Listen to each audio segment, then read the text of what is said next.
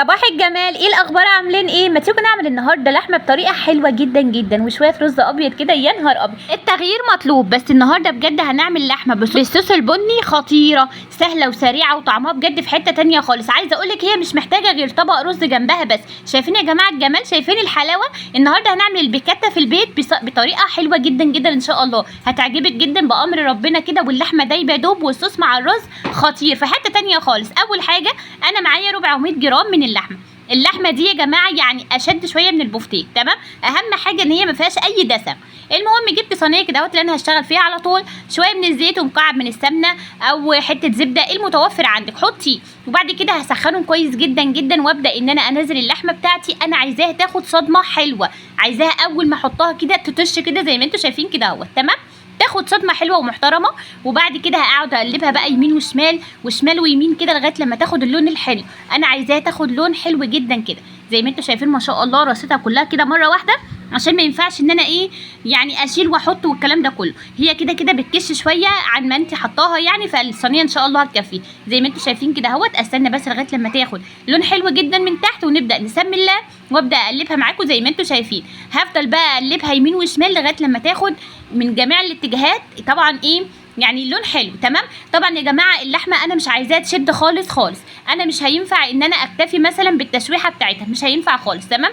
اول ما تبدا تاخد لون حلو جدا ولون تحميصه كده حلوه قوي، هبدا ان انا احط لها كوبايه في كوبايه ميه كده لغايه لما احس ان اللحمه بتاعتي استوت خالص تماما. هنبدا بقى نجهز الصوص بتاعها، تمام. لازم اللحمه تكون مستويه معاكي عشان تطلع طعمها حلو ودايبه كده.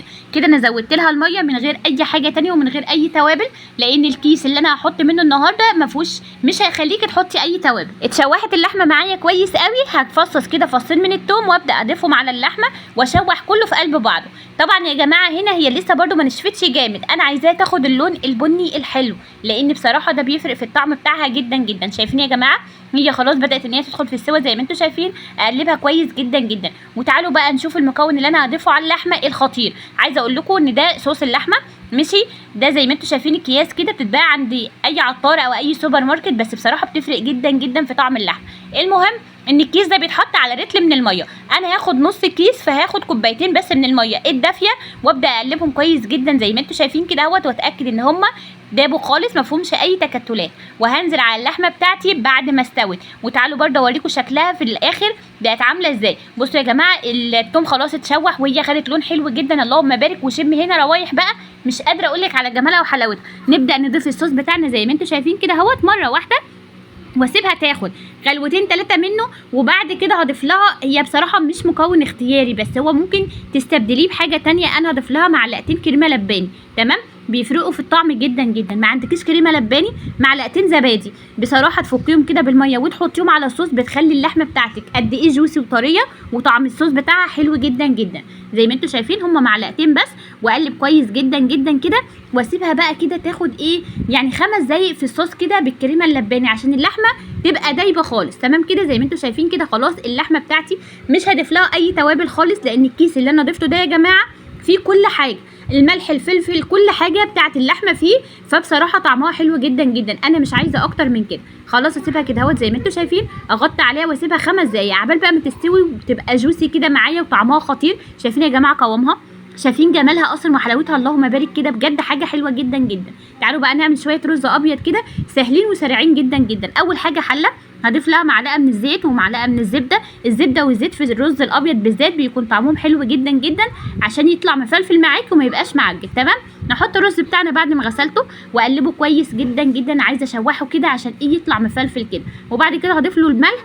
انا يا جماعه ما بعايرش الحمد لله، انا شغاله بعيني كده زي ما انتم شايفين. ضفت الملح وبعد كده هضيف الميه اشوحهم كويس جدا مع بعض واضيف الميه بتاعته واسيبه لغايه لما يتشرب خالص. هبدا اهدي عليه النار واسيبه كده يعني قولي 10 دقايق ولا ربع ساعه بيطلع معاكي. مش قادره اقول لك الرز عامل ازاي. طبعا احنا كلنا ستات بيوت شاطرين بس احنا بنساعد بعض يا جماعه وبنعلم بعض. حتى لو تكايه بسيطه بتفرق جدا جدا. خلاص كده تعالوا بقى نشوف الرز بتاعي بعد ما استوى. حاجه كده اللهم بارك، مفيش واحده لازقه في واحده، حاجه كده بجد تحفه اللهم بارك كده اهوت. وتعالوا بقى نسمي الله ونغرب بقى الطبق بتاعنا. بس بجد بجد الاكله دي اختراع، لازم تجربيها، يعني التغيير مطلوب عشان الواحد ما يزهقش.